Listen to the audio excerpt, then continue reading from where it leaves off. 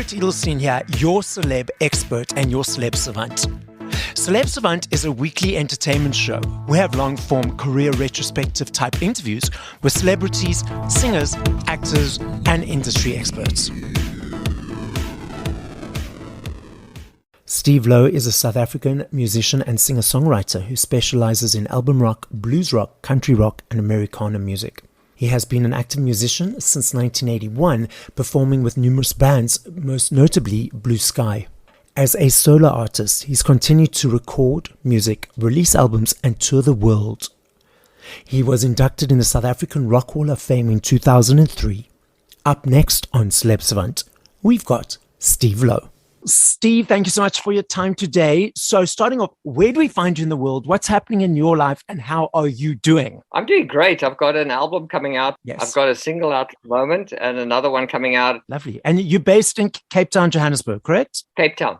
Yeah, I'm in Cape Town. Cape Town, not Cape Town, South Africa, I meant to say. Steve, let's take it to all the way to the very beginning. How you got into the music business from just out of or in school or in varsity. Tell us your musical journey in a hybrid nutshell, so to speak. Well, I started off at school. I formed a band in the 60s called Atlantic Rose when I was at school with a couple of buddies. And I kind of carried on. I did a solo thing at university. And then with guys I met at Stellenbosch, we formed a band in the early 80s called All Night Radio. And we did 2 albums and toured from 83 to 86. And then I formed a new band. That band broke up and I formed a new band, made an album called Waiting for the Dawn in 89. It was released in 1990. And I did that with a band called Big Sky. And we did 5 albums between 1990 and 2005. Oh, no, 2008. And we did a DVD in 2010, I think.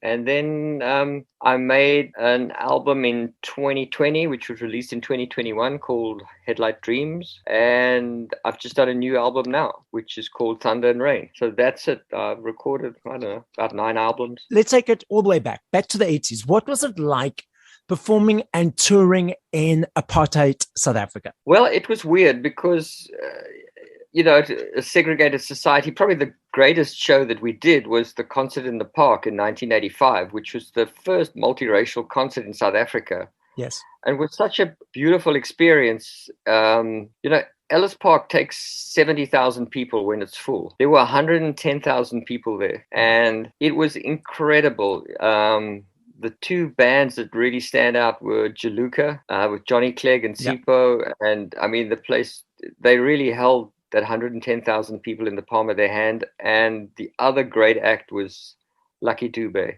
And yes, one just saw the power of music to heal, to bridge divides, to bring people together. And you just realized what a connection everybody has through music.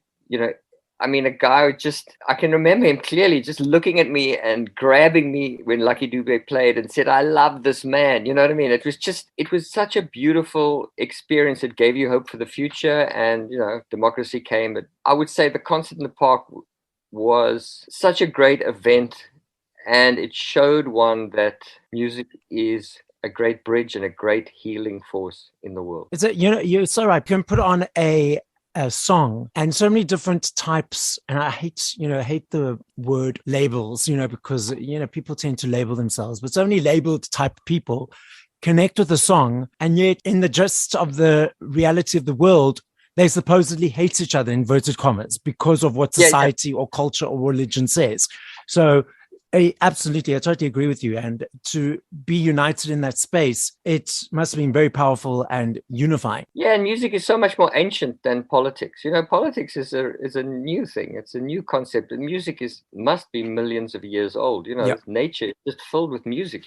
Animals are singing to each other all the time, whether it's whales singing 160 verses of a different song, elephants with so many notes, birds. It's nature. The world is full of music at all times. It's very, very ancient. All this other stuff is very, very new. And brought in by humans. Yeah, exactly. It's our way of, trying to order society, but music is a much better way. I love that. Now, originally you were collaborating or creating or releasing music at the bands Big Sky, your earlier band.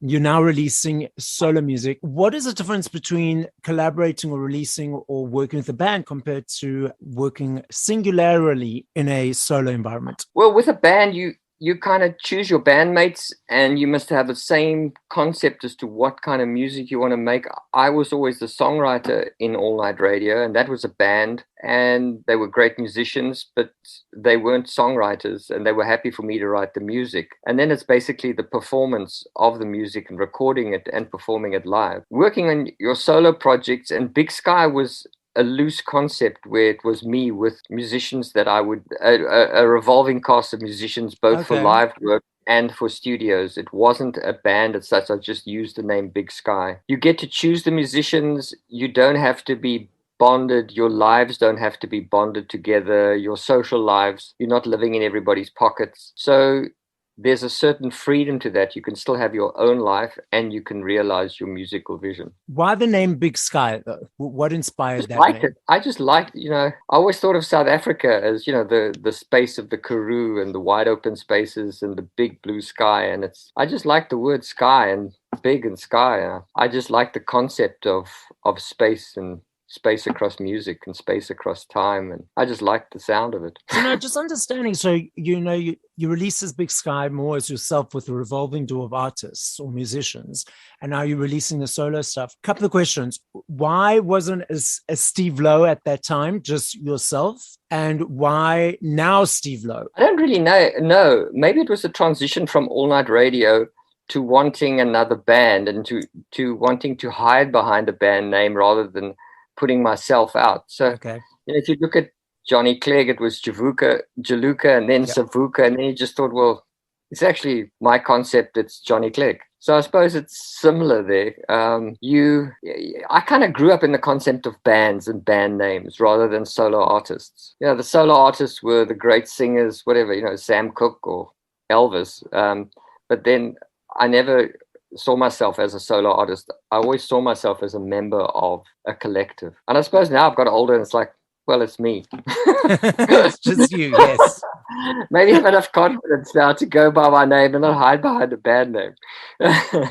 You say hiding in inverted commas, but being known as a band compared to being yourself, there's some form of anonymity with that, because it's like, oh, it's a band. It's a whole array of different people. It's not really an individual's name, and there's some form of protection around that. And I mean, these days, and Big Sky was around pre-social media. And what are your thoughts around social media? Well, I'm not very involved in social media, and when I made the album Headlight Dreams, I never realized that record labels or people going to put the stuff out, said, but you're like a ghost.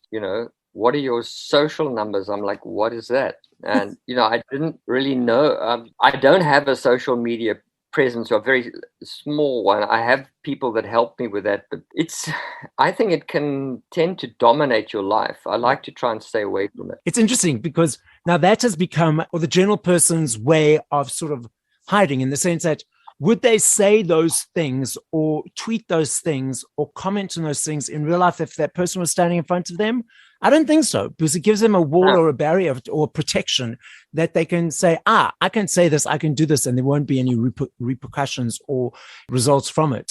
But now with this cancel culture, that's allowing, some people to feel the consequences and accountability of their voices and words, not always to the greatest of way, but it's interesting because pre-social media, you had sort of, in inverted commas, you were hiding in not really hiding, but you had the band as a front.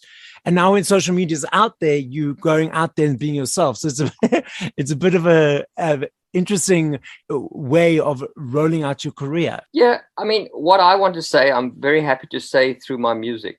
I don't really want to comment about my daily life or say cute things or make interesting comments. Anything that I've got to say, I'm very happy to say through my music. I do understand that social media is a very powerful marketing tool, but that's a whole different thing. Yeah, I totally agree with you. For me, it's like, I'm on social media as Celeb Savant, as sort of I go on there as my front. You know, I don't have Yeah, any personal profiles or where I'm commenting on the cute stuff or yeah, saying any things. I just go on as Celeb Savant and speaking of the music and artists that I'm collaborating on these interviews with. So yeah, I yeah. totally agree with you. It's like I've never been one for social media. I understand its importance and why it's out there and as a marketing tool. But for me, it's like, no.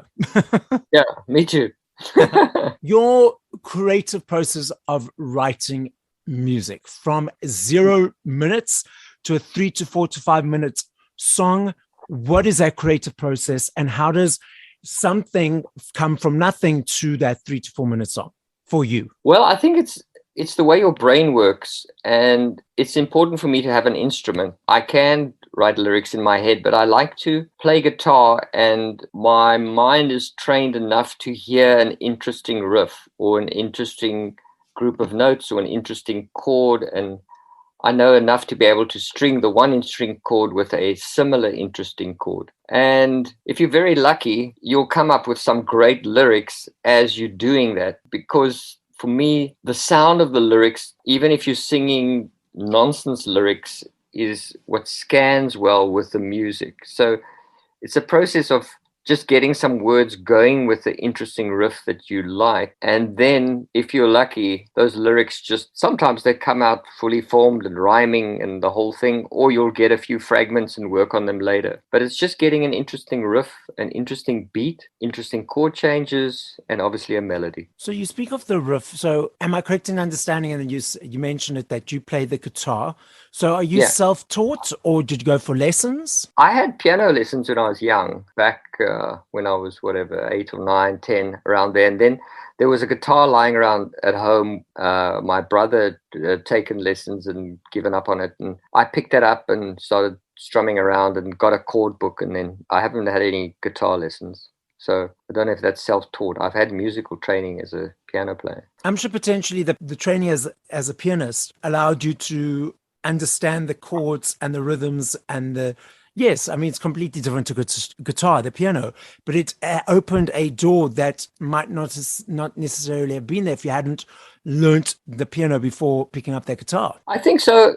You know, the brain is a wonderful thing, and you don't really know, but the stuff is going in it all the time. What you're hearing, and it's getting stored somewhere. And basically, if you're lucky, some of that will come out in a unique form. And if you've got something to say, hopefully, it will come out your mouth.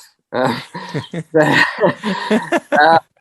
found that the most interesting things come from the unconscious state rather than later. When you try and make it better, you tend to just make it worse. It's Yes. when you're not thinking about what you're doing, it becomes unique, and you will say words that you wouldn't in normal conversation, because me speaking to you, I'm thinking, well, let me make a sensible answer here. Whereas when you're trying to create something, it doesn't have to be sensible, and that's actually what connects with people.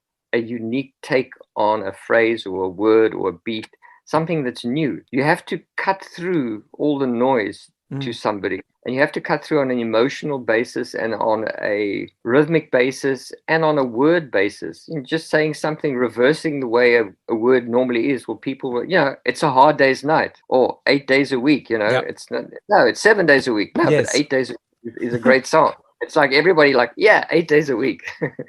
So it's that kind of stuff. But what's interesting as well is also not only you mentioned the emotional, the word, and what was the third thing that you mentioned? There were three things, but it's just the percussive sound, the lyric, and connecting with people on an emotional basis. They've got to, like, if you say 8 days a week, you realize, man, I have been working hard. I haven't been working 7 days a week. I've been working 8 days a week, man. But also, it's interesting also, like pushing away from that thought, because often thought creeps in. Is like other people will start doubting themselves and thinking, oh, is that good enough? Or are they talking nonsense? Maybe they must just leave it to 7 days a week, or, it's not a hard day's night. So allowing that thinking mind to be pushed out the window as well, to allow those interesting and out there thoughts, out of the box thoughts to just come flowing through. Yes. So it's always in the unconscious state. Yes. That the best stuff comes through. If it's too sculpted and too thought out, it doesn't connect emotionally, because we get bombarded with thought out stuff 24/7, you know. So we're speaking looking of for the unconscious state, have you ever come up with a song or words or phrases in your sleep? I haven't, no. No. Okay. But I believe Keith Richards came up with the Satisfaction riff in his sleep. I'm sure there are lots because it's that unconscious, that sleep where it gives you ideas, and that tapping into that innate and infinite wisdom that we all have, and there's no judgment or no limitations there. Yeah, it's definitely the best part of us, the unthought out part. Yeah.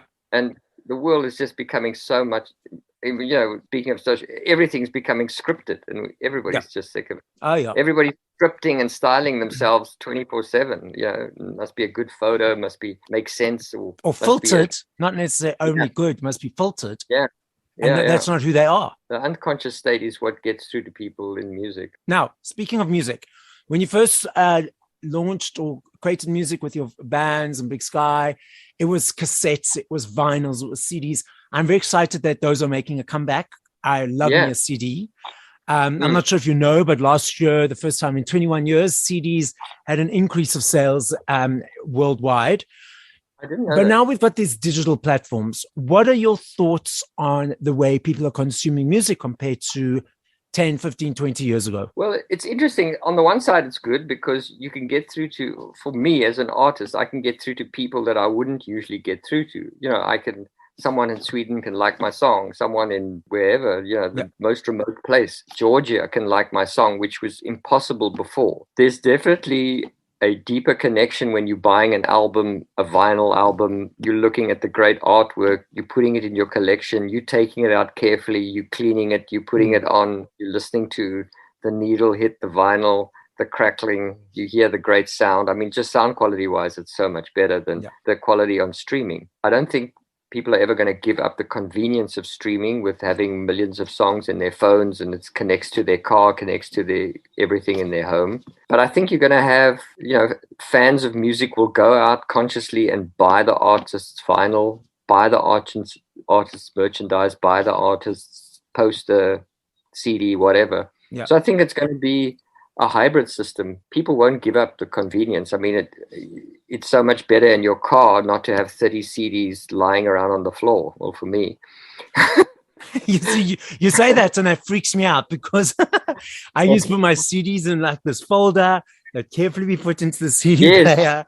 They would not be lying anywhere on the floor. So that's like, you can't do that. Well, I always found it was really dangerous changing CDs in the car. And then I got a thing that was like it had a CD changer in the boot of the car. Yes. You could put 5 in there. But the convenience. I mean, I preferred cassettes in the car. I loved cassettes. You know what freaked me out about cassettes is when they used to wind out, and then you had to put your finger in the middle to get them wind, and then that thing. No, that for me, I didn't like that. I prefer CDs. Yeah, absolutely. I hear what you're saying about the convenience of the digital, but don't you agree, or don't you think that makes people blasé about music? Because it's not about anymore about saving that money, that effort or energy to go to the shop or online, whatever, to purchase it, to wait for it in the post, or to drive home with that thing in your hand, opening it. And it's now become like, whatever. And that, for me, allows music, for you guys, to lose some of, there's so much that goes into music. There's the writing of the songs, there's the melodies, there's the instruments, there's the recording of the songs, the studio time, the photography. That's a lot of energy and effort from your time, from your guys as artists, performing artists' time. And now the people on the receiving end, I was like, I'll just fast forward if I don't like the song. Yeah, there is. So, you had fans, you had people who bought the CDs, they wrote fan letters. It was a lot more work to be a fan. And now it is a lot more disposable. It's like, I'll listen to this. I won't. I'll stream that. But the other side is you do get through to people easier. Yeah. Before, there was no chance that my music would ever get through to Eastern Europe. Yeah. now you can get through to many more people. But if I had to choose between the two systems, I would choose the old system. Yeah, same here. But I still do. I've got my Spotify subscription because I teach spinning classes and I can't have an advert coming on during my spinning class. But I still buy my CDs every month. I put budgets of whatever. And you can't really get them for the people listening overseas. In South Africa, there are no more CD shops. You can't, there are no like H&M or any of those CD shops or Tower Records. But overseas, there still are. So I get my CDs from Amazon me too. Every like month. I'll budget for 1 or 2 CDs that are on my list, my never-ending list. Yeah, and I love the artwork, and I mean, I just love the vinyl artwork. But isn't the vinyl artwork the same artwork that will go in the CD, or is it somehow different? Yeah, but it's so much bigger. No, it's just bigger. Yeah, just better photos, better quality. You can read the lyrics.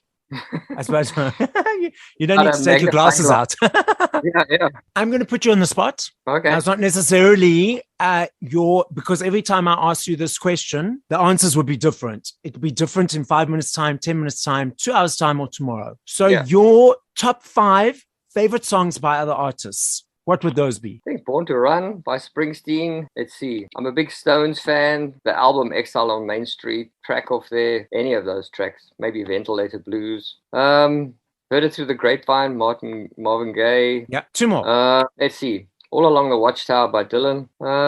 Something by the band. Let's see. Long Black Veil. Okay, interesting list. Some of those I haven't heard, so I'll add them to my list to listen. Okay. So tell me about performing live. What do you enjoy about that? What you experience about it? And what's your process around creating a live show? Well, I love the connection between the band members. You know, it's something that you're doing together and you connecting on a metaphysical level, and you're also connecting with the audience on a metaphysical level. So you have to get through to them emotionally to give a good show. You have to get your lyric through. You can see in the audience whether you're connecting with them, and you have to connect with your band members. So, I mean, that's just the connection, really. The emotional connection between the audience and you, the other people on the stage with you, is just what makes it such a great experience. But you speak of that connection, but so I want to dispute that, especially from the audience and yourself's perspective, because I'm very much a person who loves going to concerts. I love standing right in front. But what I find is that, and for the people who are listening, I'm with Steve on Zoom. I've got my phone up and I'm showing him how everyone in the front, or the first 5 front rows or 10 front rows, have got their phones up to get the perfect picture, to get the perfect video, to get the perfect shot. Don't you find that with so many people with their phones up allows for a little less connection and a disconnect between yourself and the audience? Doesn't it frustrate you? Because it frustrates me, and I'm amongst them. Yeah. So, there was a time when you couldn't even take a camera or a recording device to a concert. I mean, people have given up now. I mean, there's no ways you're going to get people to give up their phones. Yeah. So it's a relatively new thing, and it has invaded all of life. I mean, whether it's a concert or whether it's people go to a restaurant and look around. There's people looking at their phones, not talking to each other. They're couples that are both on the phone. Yeah. It could be alone. So the phone has been this great temptress of everybody. And yes, I do think you're not in the moment. If you're looking at your phone, you're not in the moment. And, I'm a relative newcomer to a mobile phone. I've only had one for, I think, 7 years or something. Okay. I resisted it, but in the end, it was a losing battle. Like, people would have to phone my wife to get hold of me. But, I think that is frustrating. And hopefully, if you're really giving a great show, that people can't think of their phones, they just rung out. So now the podcast is listened to throughout the world: South Africa, the UK, USA, Australia, Belgium. Those are the top 5 countries that the podcast is listened to. As a final message to the listening audience, what would you like to say? Well, music is a great thing. Keep listening to music, whatever music. Just keep listening every day. Do not stop listening to music. It's great for your health. Exactly that. And we drop the mic with that comment by Mr. Steve Louw. So this is Celebs Front Barrett Edelstein signing out with Mr. Steve Louw. Thank you, Steve.